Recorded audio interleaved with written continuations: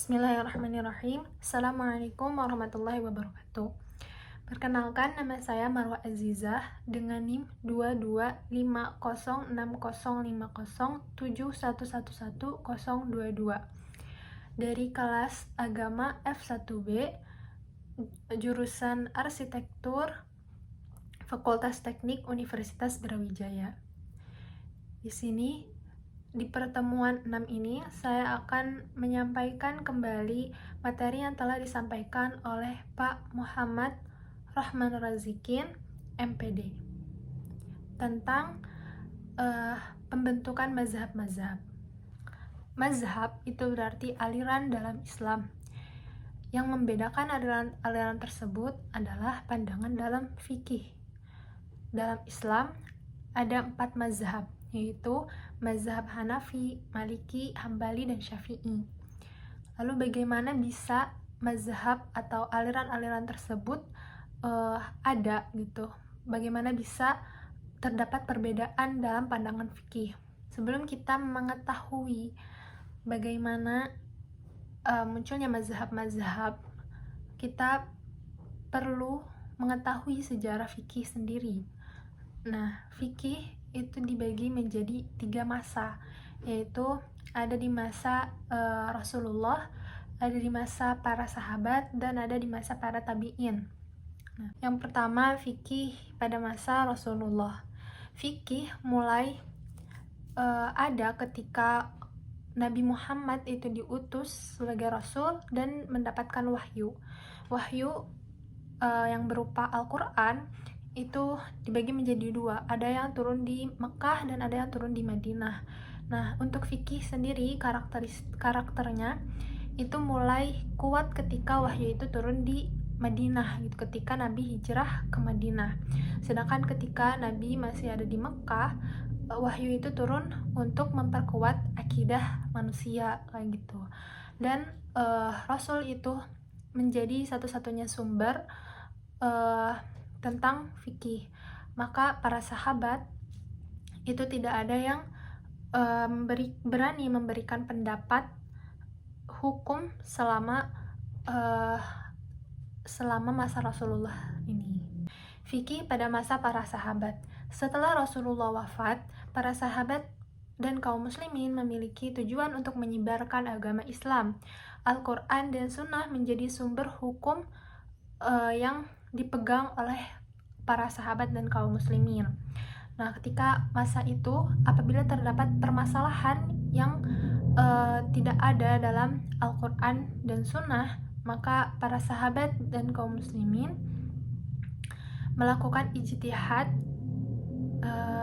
yang bersumber dari Al-Quran dan Sunnah. Sebagai contoh, saat itu Umar bin Khattab sempat kebingungan dalam memutuskan suatu hukum atau perkara kayak gitu. Diceritakan ada seorang perempuan yang telah menikah tetapi dia memiliki kekasih gelap. Nah, suatu ketika suaminya pergi, kekasih gelap dan perempuan ini, ya istrinya, itu diketahui hubungannya oleh anaknya. Nah, karena si perempuan ini takut hubungan mereka diketahui oleh suaminya, maka dia dan kekasih gelapnya memutuskan untuk membunuh anak tersebut. Mereka membunuh dan membuang mayatnya ke sumur, sehingga mayatnya itu baru ditemukan ketika para lalat itu bergerumbun di sana. Nah, perempuan ini berpura-pura mencari anaknya yang hilang gitu. Saat diketahui bahwa wanita ini dan laki-laki kekasih gelapnya ini membunuh anaknya, Umar ini sempat bingung gitu, bagaimana menghukumnya. Sehingga Ali memberikan pandangannya, memberikan contoh dan semisal apabila ada sekelompok orang yang berniat mencuri unta dan membagi hasilnya, apakah Umar akan memotong tangannya? Maka Umar menjawab ya, dan itu menjadi penyelesaian dalam perkara tersebut. Karena walaupun itu sumber-sumbernya itu tetap bersumber kepada Al-Quran dan Sunnah, kayak gitu. Pada masa para sahabat juga, apabila terdapat kasus seperti ini, Umar itu tidak ragu untuk menanyakan kepada para sahabat apakah ada dalil-dalil yang tidak diketahui oleh Umar, atau misalkan Umar mengetahui dalil tersebut, maka dia akan menanyakan kepada para sahabat apakah perkataan ini benar Rasulullah pernah mengatakannya, kayak seperti itu. Jadi pada masa para sahabat itu saling bergantung, saling memberikan pandangannya positif, pandangan yang mereka dapat, dan pandangan yang mereka dapat dari Rasulullah yang tetap bersumber kepada Al-Quran dan Sunnah. Pada masa sahabat ini juga terjadi masa penaklukan. Nah, pada masa penaklukan ini para sahabat terpencar, juga pertemuan itu sulit. Maka ketika terjadi permasalahan yang tidak terdapat dalam Quran dan Sunnah, maka mereka melakukannya dengan pemahaman yang mereka miliki, dengan tetap bersumber kepada Al-Quran dan Sunnah.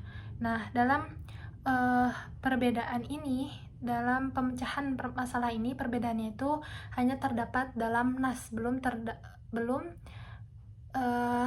perbedaan dalam metode ijtihad. Fikih pada masa para tabi'in. Pada masa para tabi'in, metode ijtihad yang digunakan tidak jauh berbeda dengan metode yang digunakan pada masa para sahabat. Namun ada perbedaan sumber, yaitu penambahan sumbernya selain Al-Quran dan Sunnah adalah fatwa para sahabat, karena para tabi'in hidup masih bersama dengan para sahabat. Pembentukan mazhab. Nah, pembentukan mazhab ini terjadi karena dua faktor utama yang menyebabkannya, yaitu terbunuhnya Utsman dan perbedaan di kalangan ulama. Ketika Utsman terbunuh, lalu Ali dibaiat, hal ini ditentang oleh Muawiyah, sehingga berakhir dengan Majelis Takhim. Nah, hal ini memunculkan partai politik yang awalnya tujuan dari partai politik itu untuk membahas tentang kekhalifahan. Namun lama-kelamaan pembahasan tentang fikih tidak dapat dihindari, sehingga mulai muncul kelompok, yaitu seperti contohnya Khawarij. Khawarij adalah sekelompok orang yang menolak Ali, Muawiyah maupun Utsman. Mereka berpendapat bahwa untuk membaiat seorang khalifah itu terserah terhadap diri mereka sendiri gitu. Mereka memiliki hak untuk memilih, seperti itu. Terus juga ada Syiah. Syiah adalah kelompok orang yang mencintai Ali dan keturunannya. Mereka menolak untuk mengambil dalil dari selain keturunan Ali dan ulama-ulamanya. Terus yang ketiga juga ada Sunnah wal Jamaah, sekelompok orang yang mencintai para sahabat, habis itu mengakui kekhalifahan itu berasal dari suku Quraisy. Lalu yang kedua ada faktor perbedaan di kalangan para ulama. Perbedaan yang terjadi di antara Rabi'ah bin Abi Rahman dan Muhammad Syihab Az-Zuhri ini menyebabkan variasi metode ijtihad, sehingga pada 2 Hijriyah pertengahan terbentuknya mazhab yang memiliki metode dan dalil sendiri-sendiri. Nah, perbedaan ijtihad yang berbagai macam tersebut kembali kepada 3 hal. Yang pertama, sumber dalil yang disukai. Yang kedua, cara pandang terhadap nas. Yang ketiga, pemaknaan bahasa. Untuk sumber dalil yang disukai, itu sebabnya ada 4 perkara.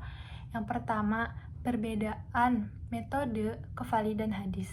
Yang kedua, perbedaan sifat terhadap fatwa sahabat. Yang ketiga, perbedaan sifat terhadap qiyas. Yang keempat, perbedaan sifat terhadap ijma'. Untuk pandangan pada nas, adanya perbedaan pemahaman dalam lafaz. Ini dinamakan dengan ahlul hadis. Juga ada yang memahami makna lafaz sebagai implisit. Lalu untuk pemahaman bahasa, ini ada yang mengambil mantuk, ada juga yang mengambil mafhum.